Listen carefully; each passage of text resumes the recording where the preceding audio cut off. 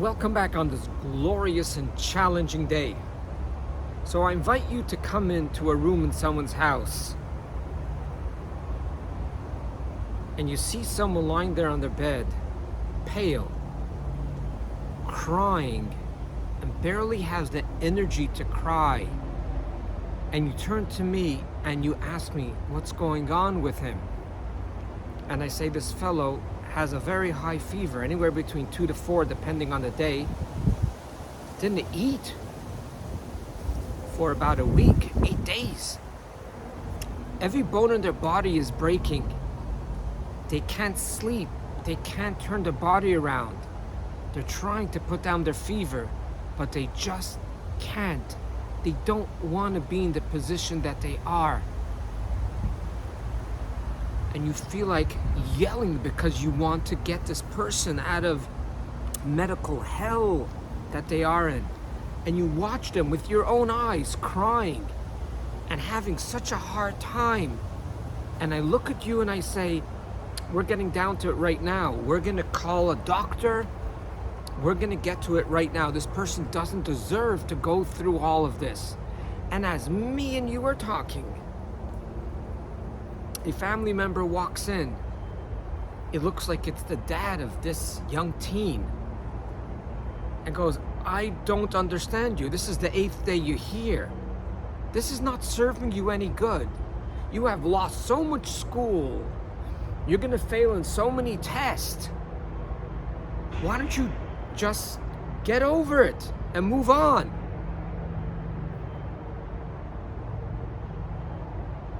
Your thinking was probably of just one word right now, and that's cruelty. Did you just say that the teen's father just did it? Yeah. You don't believe it.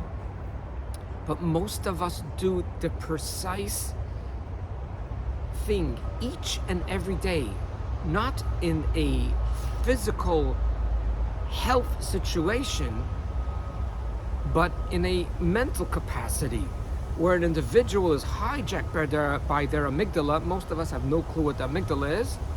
It's the part of the brain that does a lot of interesting things. I don't have 7 hours now to explain to you what the amygdala is. It's in the back of the mind. It's 2 of them. They're both the size of a little almond. Okay?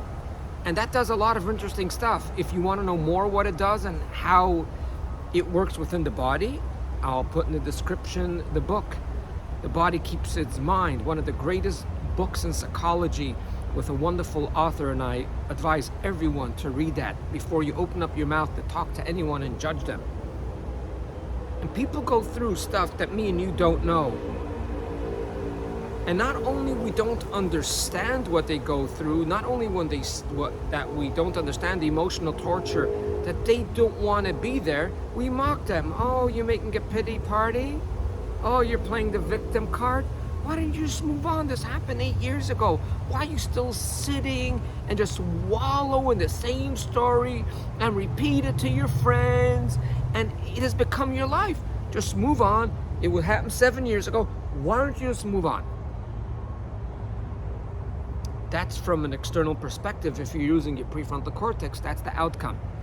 These individuals do not want to be there. I'm the last person that believes in pity parties. I'm the last person that believes in playing the victim. And I'm the last person that believes that a person should be stuck where they are. But yet I understand the depth of the human soul. And if you read enough and you understand how the amygdala works, it's not about telling someone, move on, stop living in the past.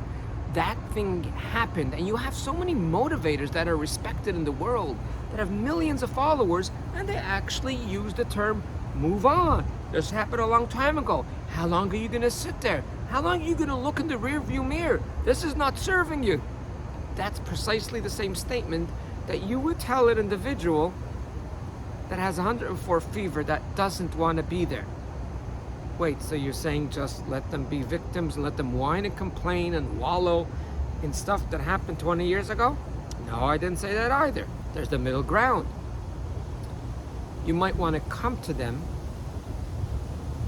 and help them and tell them how they can get out. Only obviously if they want to. Some people are so scared to get out, and that's a topic for itself, why people don't want to get out emotional hell. They're not crazy, because if you understand the psyche, you understand the complexity of the brain, you'll find out how they don't want to get out. A lot of people do want to, just they don't know how, plus they lost trust, so they don't think anyone will be able to take them out. They don't believe anyone can take them out, because in their childhood, most adults around them were cruel to them, so they think everyone else is around cruel, and most probably they're going to get hurt a lot. Now let's go back to that room that we started this video. Let's go back where you cringed when I told you what the father said.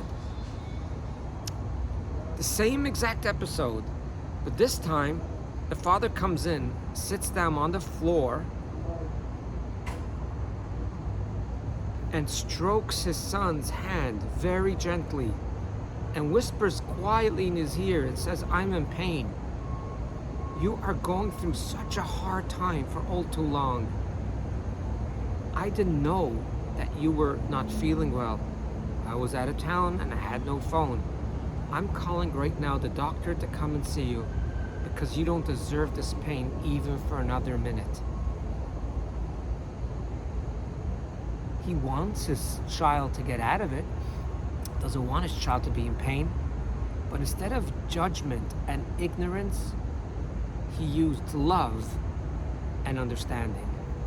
Thank you so much for joining, and I hope the entire world as well will understand, and as a byproduct will love, and we can see how to get things together versus how to eliminate entities, different countries, different peoples, and just, I pray that love in this world will prevail, because indeed over the 8 billion of us are really one beautiful family.